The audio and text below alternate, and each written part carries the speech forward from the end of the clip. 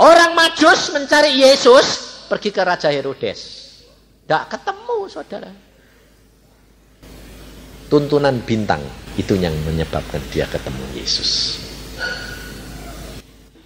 Pimpinan Roh Kudus itu yang menyebabkan saudara dan saya sampai. Dan perhatikan, saudara, Naaman ini bawa emas dan perak. Kamu kira berapa kilo?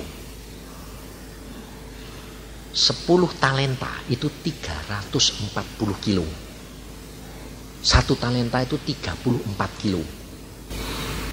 Itu perak etok 340 kilo. Masih 6.000 sekal. Itu 68 kilo.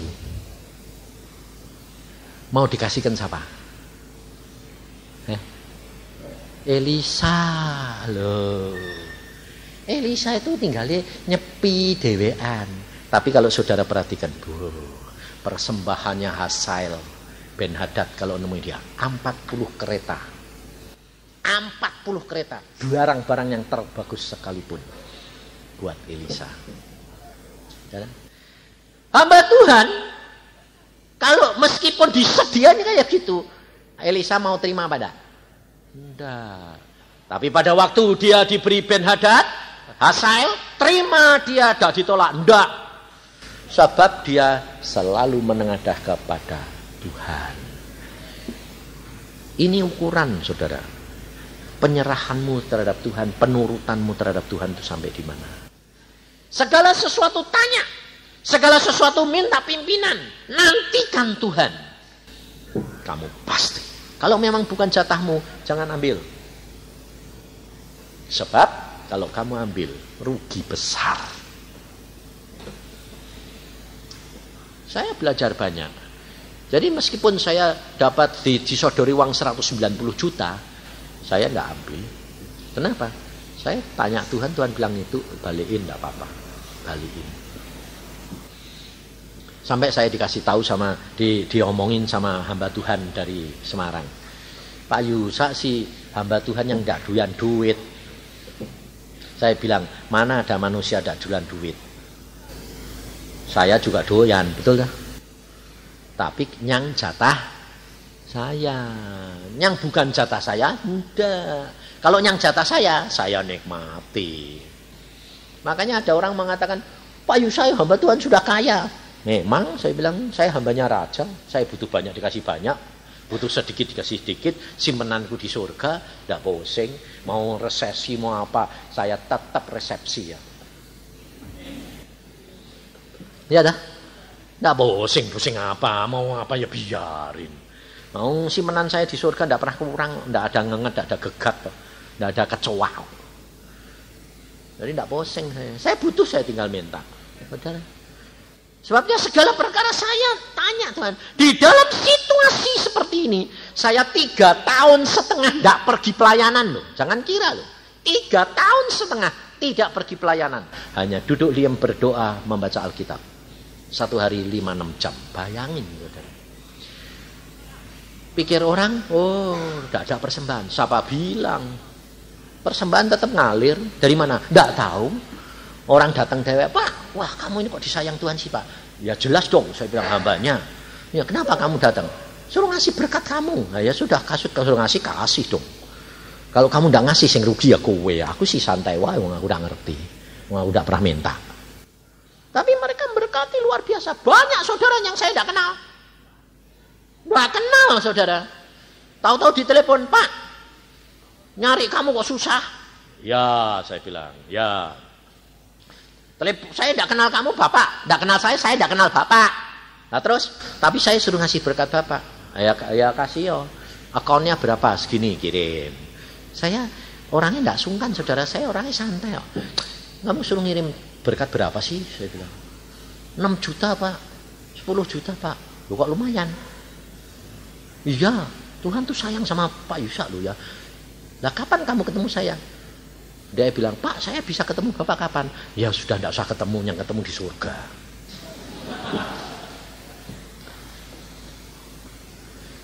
Saya orangnya tidak pernah pusing. Tapi mengalir terus. Jatah setiap bulan, stop. Kalau butuh banyak, dikasih banyak. Itu Tuhan. Makanya kalau kamu sudah ngalami, baru kamu percaya Tuhan itu luar biasa. Nah, Naaman pergi ke sana bawa berkat begitu banyak, saudara. Dan akhirnya dia ketemu sama Elisa. Pikirnya Naaman, coba perhatikan. Pikir Naaman di dalam ayat yang 11. Tetapi pergilah Naaman dengan gusar sambil berkata, aku sangka bahwa setidak-tidaknya ia datang keluar dan berdiri memanggil nama Tuhan Allahnya, lalu menggerak-gerakkan tangannya di atas tempat penyakit itu, dan dengan demikian menyembuhkan penyakitku. Loh. Ini loh saudara. Kenapa Naaman gusar? Karena tidak sesuai dengan pikirannya. Loh. Mengapa kamu berdoa? Mengapa kamu berusaha? Tidak pernah sampai. Karena pikirannya Tuhan tidak cocok sama pikiranmu. Kehendaknya Tuhan bukan kehendak kamu. Makanya kita harus belajar firman Tuhan supaya kita mengerti kehendaknya Tuhan, kita menyocokin dia, betul tak? Kalau Tuhan mau nyocoki kamu tuh, Tuhan pinter, Tuhan maha kuasa gampang. Tapi kamu yang nyocoki Tuhan susah. Makanya baca terus. Lalu kamu bilang, saya sudah baca loh Pak, Alkitab ini 2 kali habis. Tapi kok belum ngerti? Nggak apa-apa. Ada orang sing pinter sebelum baru sekali sudah ngerti. Saya sampai 100 kali tetap belum ngerti-ngerti sampai saya ini. Kenapa? Nah, dibuka baru terus kok sama Tuhan. Loh kok baru lagi sih Tuhan? Sampai kamu mati tidak akan selesai. Alkitab berkembang terus. Soalnya banyak rahasia yang saudara belum tahu, saya belum tahu. Sebab di dalam Alkitab, itu di dalam Wahyu ada tulis. Ada kitab yang termeterai. Ada kitab yang tertutup. Ya toh? Tapi sekarang mulai dibuka sama Tuhan. Melalui komputer. Kitab itu dibuka sama Tuhan melalui komputer. Pada waktu saya baca, bahwa ada 2 saksi mati di Yerusalem, 3 hari 3 malam tidak boleh dikubur, karena pada waktunya nanti Tuhan mereka akan memperlihatkan, seluruh dunia akan menonton 2 saksi Tuhan itu selama 3 hari 3 malam mati tidak boleh dikubur. Waktu tahun 50 saya baca Alkitab itu, saya bilang gini, mana mungkin seluruh dunia lihat matinya di Yerusalem. Tuhan berkata pada saya, nanti saatnya kamu akan lihat. Tahun 65, 15 tahun kemudian, Tuhan baru ngomong sama saya, kamu lihat badminton ini di mana? Oh ya, ini di London. Lah kok kamu bisa lihat di Indonesia? Iya. Ingat tahun 50 aku ngomong, pada waktunya nanti orang saksiku itu mati ditonton seluruh dunia. Oh, maksudmu TV? Ya. Karena aku belum buka, karena belum ada alatnya, jadi kamu belum ngerti. Tapi nanti kalau sudah waktunya sampai, TV ada, sekarang di mana-mana gampang dilihat, betul? Itu Alkitab, saudara, pada waktunya dibuka. Rahasia-rahasia hidup semua sudah diatur oleh Tuhan. Sekarang orang-orang pinter, ahli-ahli matematika membuktikan bahwa Alkitab adalah kitab yang luar biasa. Semua kejadian di dalam dunia sudah ditulis di dalam Alkitab. Yang membuktikan bukan orang Kristen, justru orang tidak percaya. Tapi dia berkata, Alkitab itu luar biasa. 3000 sebelum kejadian sudah ditulis di dalam Alkitab. Mereka yang buktikan, orang pintar-pintar. Bukan Tuhan. Tuhan tidak perlu membuktikan. Maka dari itu kekristenan kita harus benar-benar baca, karena pada waktunya disingkapkan oleh Tuhan. Saudara bilang, oh sudah tertulis. Kalau Indonesia ini terjadi kebakaran hutan di mana-mana, asap lalu mempengaruhi negara-negara, tertulis di dalam Alkitab enggak? Tulis, di dalam kitab Yoel sudah ditulis bahwa nanti akan terjadi kegoncangan langit dan bumi dan gumpalan-gumpalan asap. Nah, jadi itu kejadian sekarang saya bilang biasa, sudah ditulis. Wah Pak, pesawat pada jatuh. Biasa, sudah ditulis. Jadi Pak Yusa kalau naik pesawat tidak takut? Tidak. Kok takut tuh ada apa? Oh mati untung kok. Siapa yang tidak mau untung? Jadi kalau mati ya mati untung. Mati di mana aja? Di mana aja. Loh tapi ada firman loh Pak. Kalau orang benar itu tidak akan dilindungi dari kecelakaan. Iya, itu secara umum. Remanya kan tidak gitu. Kalau Tuhan bilang, kowe pulang ya Yusa, pulang. Pulangnya apa? Pesawatnya jatuh. Ya tidak apa-apa. Lumayan. Timbang mati dipenggal. Ya toh? Enak mana?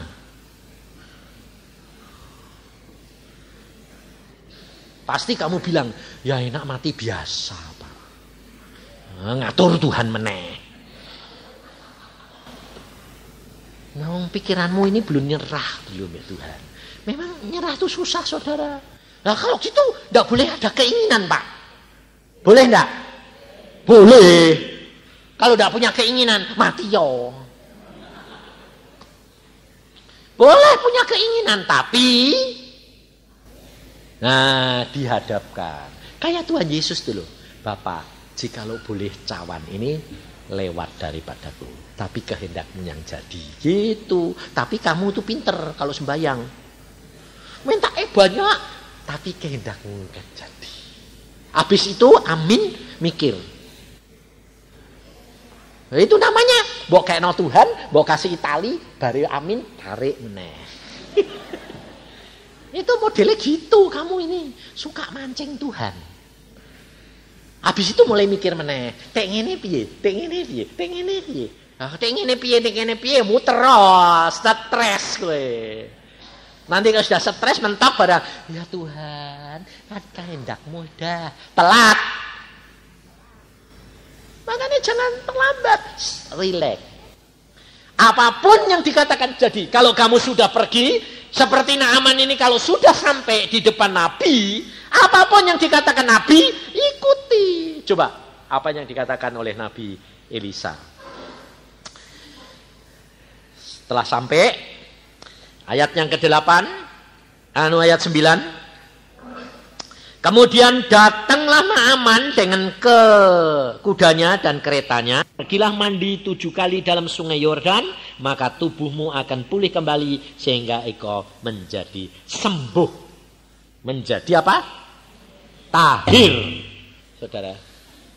Naaman datang sana, tidak ditemui lagi. Bayangin. Yang nemuin pembantu nih, bayangin. Coba seandainya saudara datang ke rumah saya sudah dari Surabaya ke Bandung. Mau ketemu saya, minta doa bersama. Terus aku bilang, pembantu saya bilang, kasih tahu. Suruh mandi di sungai nyilem 7 kali. Sudah suruh pulang. Kamu tersinggung enggak? Jujur. Tersinggung enggak? Tersinggung dah. Kalau tersinggung masih ada apa? Nah, gengsi dah. Gengsi sombongan enggak? Iya. Makanya kerap kali ada anak Tuhan datang, ada loh ini orang Surabaya kalau tidak salah. Datang lagi saya naik bis, datang jam 11 malam tiba di Bandung. Ngetok saya, aku sudah tidur, bangun, saya bilang ada apa? Pak, saya ini mau tanya apa? Pekerjaan saya begini. Saya langsung bilang, kamu ini datang ke Bandung cuma sekedar tanya. Ya, kamu salah alamat kalau tanya Yusa. Dan ternyata Tuhan tidak mau jawab kamu. Sekarang kue tak antar lagi ke Stanplat pulang.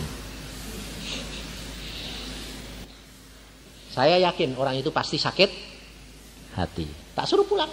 Aku bawa mobil tak antar ke Stanplat, tak kasih duit pulang. Saya tidak peduli, saya bilang. Sampai istri saya bilang gini, yang kok tidak kasihan sih? Ya, kasihan yang, tapi yang Tuhan bilang suruh pulang, tak suruh pulang, peduli amat. Tuhan mau didik gitu, mungkin orang itu tuh dablek gitu. Itu fakta. Saya orang yang tidak peduli, saudara. Sebab saya sudah mengenal Tuhan, saya diajar Tuhan, dididik Tuhan sampai kayak apa? Gepeng. Mati dibangkitkan. Karena apa? Saking bandele. Jadi saya tahu, saya mesti nurut Tuhan 100%. Makanya kayak ada seorang suami istri, jam 10, setengah 11 datang lagi gitu. Pak, tolongin Pak, kenapa pembantuku kerasukan setan? Saya bilang, Tuhan, aku ini ngantuk. Ini aku mau suruh ke sana ngusir setannya atau piye Tuhan? Tuhan bilang, suruh dia praktek dewek. Wah beneran, tak pikir. Langsung saya bilang, kamu sendiri lakukan. Jawabannya apa? Kalau saya bisa, saya tidak datang ke tempat Pak Yusa. Lucu tak? Tapi Tuhan berkata kepada saya, kamu bisa, pulang. Saya bilang, marah ngomel, mulai mencela. Ngomongnya piye? Hamba Tuhan tidak ada kasih. Dua-dua ngomel suami istri, tidak ada kasih. Diminta itu lo tidak mau. Lah kalau saya bisa, saya tidak datang sini. Saya bilang, pokoknya pulang. Selesai, pulang, cepat pulang. Jadi jalan ngomel, terus suami istri. Pak Yusa ini memang hamba Tuhan yang sombong. Wes macam-macam. Saya sakit enggak? Saya bilang, firman Tuhan ya dan amin. Pulang, tak tutupin. Terus istri saya tanya, loh yang kok cepet? Tuhan bilang, dia suruh ngerjain duit, suruh pulang. Orangnya enggak marah. Oh marah, ben, tinggal tidur. Saya tidur enak, enggak kepikiran dimaki orang dianu, enggak kepikiran, enggak. Kalau kamu bagaimana? Nempel enggak? Nempel. Itu namanya covernya belum kuat, tembus itu lubang. Tapi kalau kamu sudah punya pelindung Yesus, tiung, biarin. Oh, itu sudah ada covernya sendiri kok. Tuhan bilang, kalau engkau dihina karena aku, upahmu besar. Mana yang punya upah gede tidak bisa tidur? Itu kalau orang punya upah besar tidak bisa tidur, itu orang yang terikat duit. Karena bingung, taruh mana? Di bank, nanti dilikuidasi. Taruh di bantal, nanti dirampok.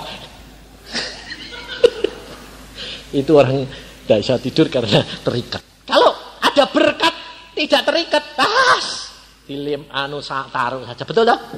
Dinikmati. Jadi jangan terikat saudara. Nah, ini orang pulang, saya tidur. Pagi-pagi jam 5:30 datang lagi orang ini muncul dua-dua. Ngebel, tet. Waduh aku ini, wah orang ini nih. Aku malah ketawa. Ada apa lagi? Tahu gini, tak pikir misui lagi, tak terima lah. Apa lagi ya aku minum? Datangnya kemarin muatannya bundur, ini datang ini, Pak, ada apa kok? Kok manggot aku minum? Mau minta maaf Pak, Pak. Ngapain? Memang benar bisa. Bisanya bagaimana? Ya dipaksa sama Tuhan.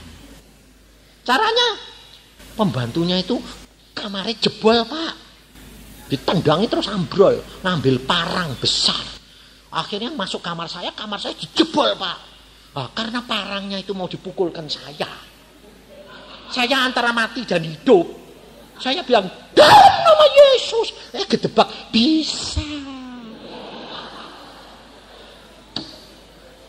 Aku bilang, makanya anak Tuhan itu kalau tidak dipaksa tidak bisa toh. Ya, karena apa? Karena apa? Pikiran yang mengikat. Maka salah satu saudara, bagaimana cara mengikatnya dia? Kalau saudara berbuat dosa, dosamu banyak.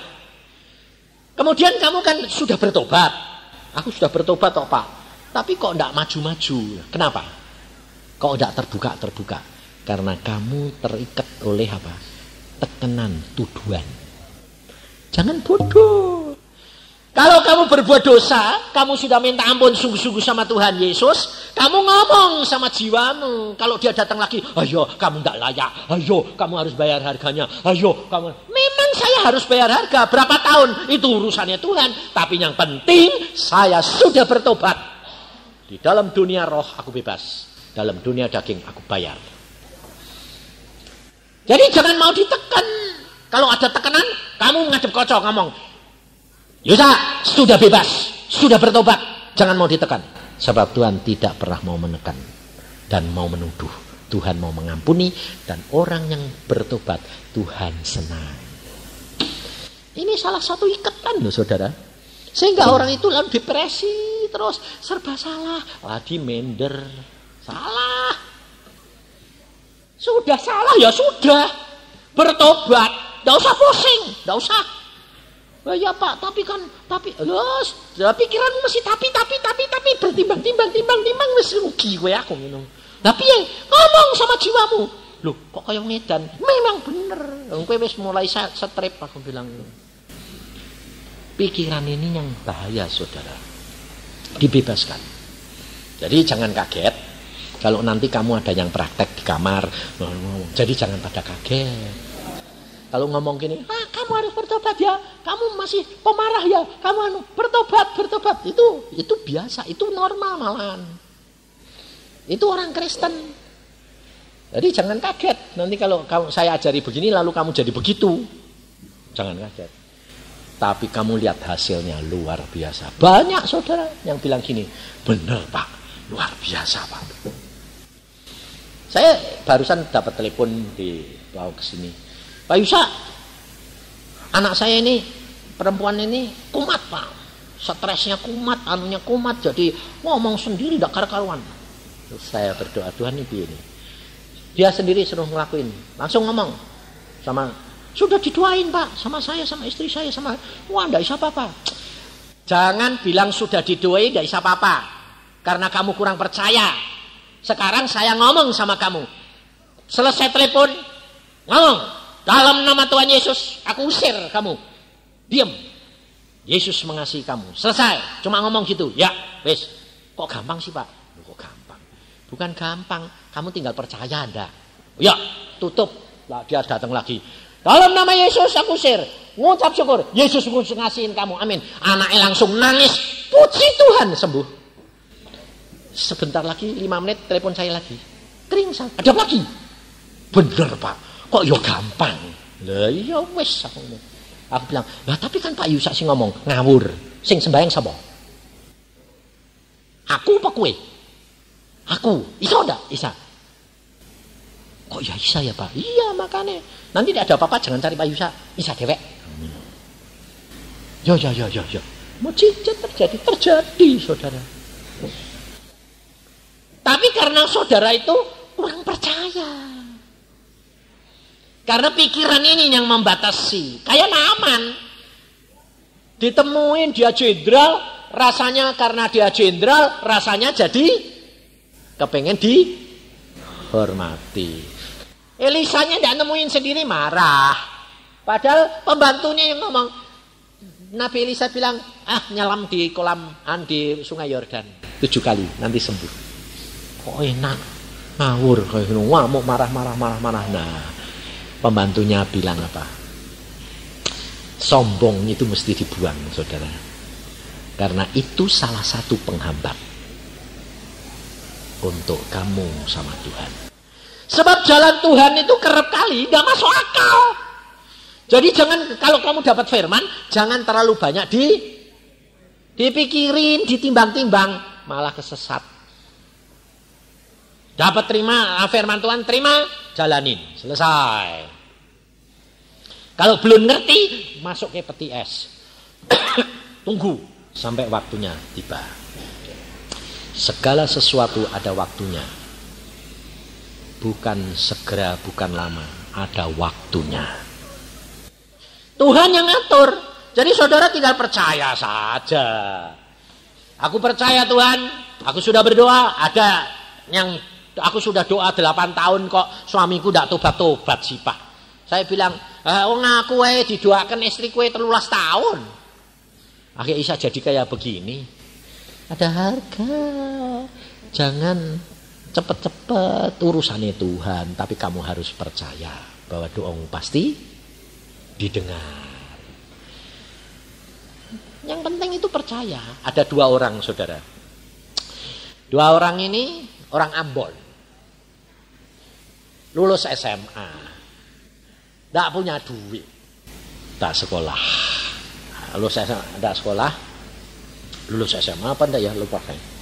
Dia cuma bilang gini, Tuhan aku mau kerja melayani Engkau. Tidak dibayar tidak apa-apa, memang aku tidak punya apa-apa. Nah, jadi jongosnya gereja, saudara. Jongos gereja. Dia bilang, Pak, saya mau kerja di sini, mau melayani Tuhan. Melayani Tuhan bagaimana? Bersihin gereja. Loh, aku tidak usah bayar. Tidak usah dibayar, asal dikasih makan mbak tempat tidur. Oh ya wes, sana. Saudara tahu, pendetanya itu belajar dari dia. Setelah selesai ngerjain semua, selesai. Kalau pendetanya belum pulang, dia tidak tidur. Jam 12 belum pulang, dia tidak tidur. Nunggu. Pendeta datang, bukai pintu, masuk, baru dia tidur. Langsung tidur, tidak. Di dalam kamar dua pemuda ini menyembah Tuhan dengan pujian. Nyembah terus, nyembah terus, nyembah terus. Mengucap syukur terus. Pendetanya bilang, ini anak luar biasa. Tapi aku tidak bisa nyekolahin, aku tidak bisa apa. Tidak apa-apa Pak, mau saya ya terserah Tuhan. No. Saya melayani ini ya, seneng hati yo. Dia pagi bangun, bersihin gereja, anak. Saudara tahu, satu saat Tuhan bilang apa? Aku mau utus kamu menjadi hambaku. Bayangin. Tahu-tahu ada orang bilang, di tempat ini, di kota yang lain, Tuhan bicara sama hamba-hamba Tuhan, anak Tuhan. Di kota itu ada 2 anak Tuhan yang perlu kamu biayai sekolah penginjilan. Lalu anak-anak hamba Tuhan itu tanya sama pendeta di situ, siapa ya Pak? Kok ada anak Tuhan 2 orang yang harus dibiayai? Kaget dia. Waduh, ini anak. Sekolahkan. Disekolahkan, baru sekolah tetap muji Tuhan, menyembah, sekolah penginjil terus. Saudara tahu, orang Amerika Tuhan ngomong, ambil anak itu bawa ke Amerika, sekolahkan lagi. Bayangin saudara, tidak punya duit, tidak punya sponsor, Yesus sponsornya. Nah, miskin, tapi Tuhan sanggup lakukan segala perkara. Bagi Tuhan tidak ada barang yang mustahil. Maka dari itu kalau saya mengenal akan diri saya sendiri, saudara, saya tidak ada di tempat ini dan seperti sekarang. Bayangin, saya dilahirkan cacat. Sampai umur 3 tahun belum bisa jalan, belum bisa bicara. Sehingga saya punya julukan. Kalau saya ketemu om saya, selalu bilang, Aus, kemana kamu? Saya pikir, saya ini sudah gede, tidak pernah dipanggil papa mamahku Aus. Kok omku manggilnya Aus? Sampai saya pikir, kenapa sih om? Kamu tanya mamamu, kenapa kok aku panggil kamu Aus? Akhirnya saya tanya mama, Mama, aku kenapa sih panggil Aus? Gini loh nak, kamu tuh sampai umur 3 tahun tuh belum bisa ngomong, belum bisa berjalan. Hanya bisa ngomong 1 kata, Aus. Jadi tiap kali ommu datang tuh, Aus, Aus, Aus. Jadi kamu tuh sampai gede dipanggil Aus. Pantesan saya waktu sudah umur 17 Tuhan cerita sama saya. Kamu perhatiin. Waktu saya suruh sekolah sama Tuhan ke Semarang. Kamu umur berapa? Oh ya ingat, umur 14. Umur 14, 2 tahun setelah saya dipanggil Tuhan bilang kamu sekolah ke Semarang. Baru kelas 3 SD. Umur 14 kelas 3 itu anak pinter atau goblok? Hah? Tapi sekarang kalau kamu tahu saya sekarang kayak gini jadi dokter gigi, kamu berani ngatain saya goblok? Tidak. Pasti kamu ngatain pinter dah. Nah, kamu tidak tahu, sudah jadi roti enak mbok pangan. Nah, waktu jadi tepung diulet-ulet. Tidak ngerasa no. Bayangin umur 14 lo kelas 3 kayak Goliat. Sampai direkturnya bilang gini, kamu mau masuk kelas 3? Wah nanti jadi tontonan. Nah terus bagaimana Pak? Wong saya belum bisa apa-apa. Kamu masuk kelas 5? Loh lucu toh? Gurunya yang suruh saya masuk kelas 5, bukan saya. Kenapa? Nanti jadi tontonan. Di kelas 5 aja jadi tontonan apalagi. Jadi umur 14 kok kelas 5. Wong harusnya sudah SMP, kelas 3. Aku meni ya sudahlah, Pak. Istri saya itu saya masuk kelas 5 itu harusnya kelas 3 itu, dia kelas 6. Saya lihat dia kecil dulu. Itu noni siapa itu kok kecil putih mungil gitu, aku bilang ini. Jadi saya belum jadi pacar, belum tahun itu saya sudah tahu dia. Tahu-tahu, oh ini dulu yang sekolah itu kelas 6. Oh, pantesan. Saya kelas 3, dia kelas 6, bayangin. Nah, kayak Goliat tuh tinggi sama dia kecil gitu. Kelas berapa itu? Kelas 6. Nggak ngerti kalau dia bakal jadi jodoh saya. Nggak ngerti, saudara. Nggak berani punya pikiran. Kelas 6. Kelas 3. Jadi tontonan. Tapi di kelas 5 saudara tahu. Kalau dia wis Pak, ya nurut saja. Apa langsung masuk terus Tuhan tolong gitu. Kok enak. Nangis setiap hari. Lah habis masuk sekolah dari jam 7 sampai jam 1 nggak ngerti apa-apa. Lah anak kelas 3 disuruh masuk kelas 5, nggak ngerti apa. Aku bilang Tuhan, nggak ngerti, tapi di kelas aku nggak pernah nangis.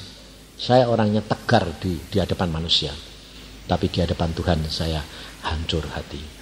Pulang nangis, Tuhan, aku tuh bukan sekolah kelas 5 nggak bisa apa-apa.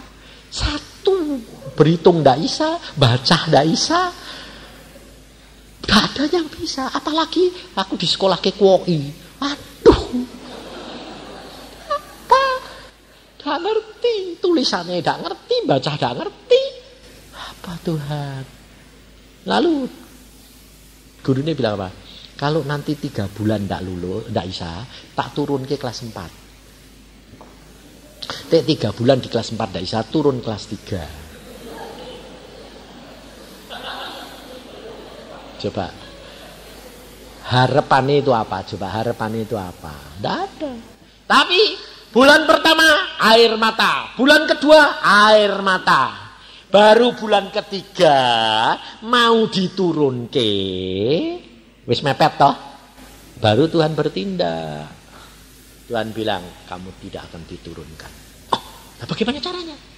Aku beri kamu otak yang lain. Wah pikirku jadi pinter. Enggak. Makanya itu saya bilang pikiranmu itu jangan menguasai. Enggak jadi pinter saudara. Tapi punya 2 hal. Fotokopi sama kaset.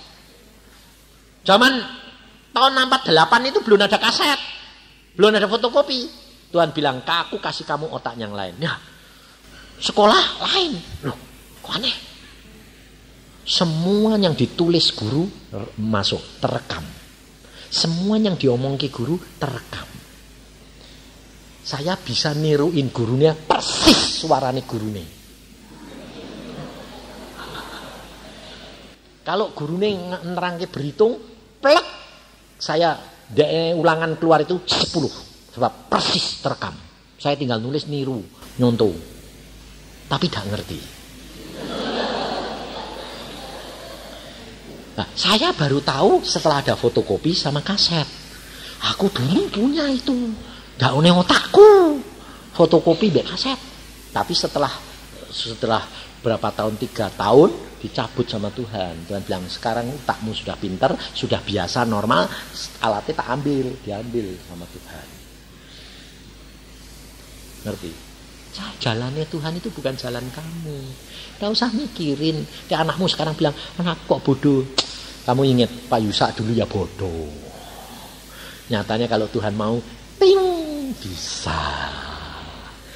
Sebabnya apa? Gurunya enggak jadi nurunin saya, malah gurunya dibalik menjadi apa? Wah, anak ini jenius.